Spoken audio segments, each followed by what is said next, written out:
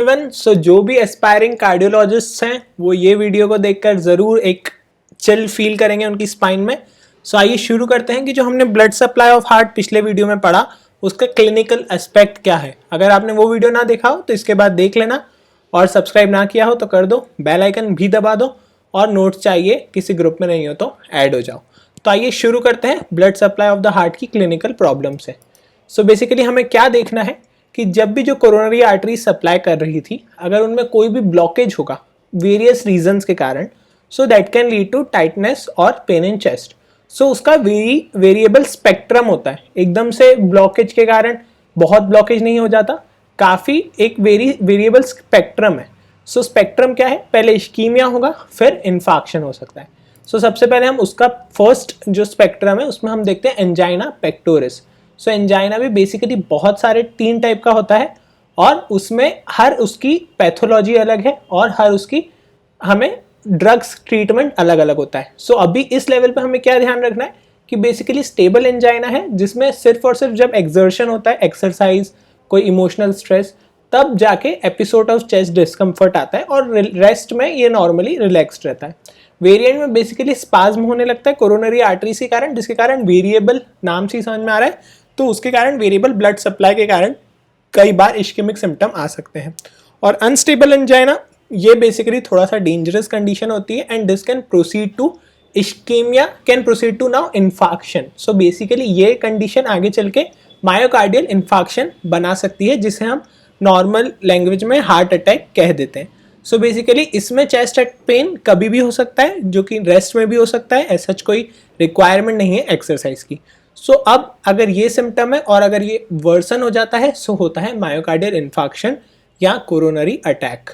इसमें क्या होता है कि सडन ब्लॉक हो जाता है एक या कोई भी larger branch of either coronary artery, आपको ब्रांचेस अच्छे से पता होंगी, तो फिर उसके कारण ischemia followed by necrosis, that is infarction. अब इसमें क्या होगा, सिम्टम्स आएंगे, पेन में चेस्ट में पेन रहेगा 30 मिनट से ज़्यादा, nausea, vomiting, sweating, breath, shortness of breath, dyspnoea, tachycardia, radiate होगा पेन। रेडिएटिंग पेन का आई होप आपको कंसेप्ट पता हो, तो ये सब इसमें मायोकार्डियल इन्फाक्शन में देखने को मिलेगा। अब हम क्या जानना चाहते हैं, बेसिकली हमने ये देखा कि ये मायोकार्डियल इन्फाक्शन में ब्लॉकेज हुआ है। ब्लॉकेज किस आर्टरी में हुआ है, ये आर्टरी कौन सी है, ये आप खुद मुझे बताएंगे सोच के, ठीक है। अब हम देखते हैं कि site of coronary artery occlusion. जो सबसे कॉमन आर्टरी ब्लॉक होती है वो है हमारी लाडा, ठीक है, anterior interventricular artery, left anterior descending artery. कहाँ होती है आपको पता है, right coronary artery second most common कह सकते हैं 30 to 40%, और circumflex branch of left coronary artery 15 to 20%। ये एक आपको पता चल गया कि एमआई में ब्लॉक क्या क्या होते हैं। अब ब्लॉक हुए तो आप क्या करेंगे, अब आपका काम आता है। कैथ लैब, कार्डियोलॉजिस्ट्स यहाँ ऑपरेट करते हैं। कैथ लैब का क्या मतलब है, क्यों होती है कैथ लैब, बेसिकली अब हम उसे समझेंगे। बहुत सारे ट्रीटमेंट मोडालिटीज़ हैं। सबसे पहले एक करके विजुअलाइज करते हैं। पहले तो आप ऑपरेटिंग कार्डियोलॉजिस्ट हैं, तो आप पहले देखना चाहेंगे कि वेयर इज द ब्लॉक। तो to visualise coronary artery we basically inject a contrast medium in the lumen of the vessel, and this will give us an idea that where the block is present.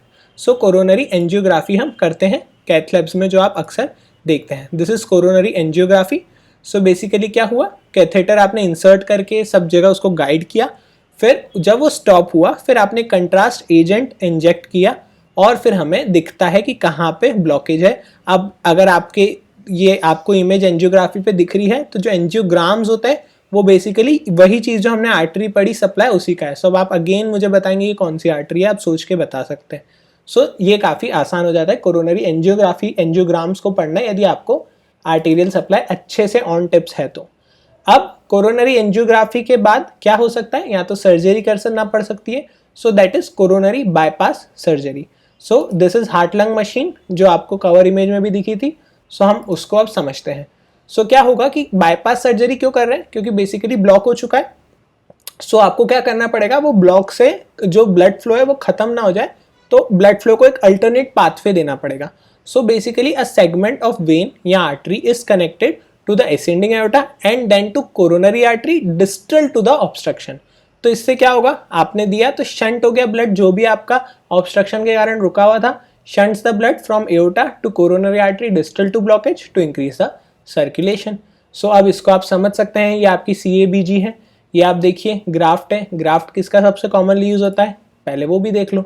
Great saphenous when सबसे commonly use होती है क्योंकि easily dissected है और इसका diameter लगभग coronary artery जैसा ही है।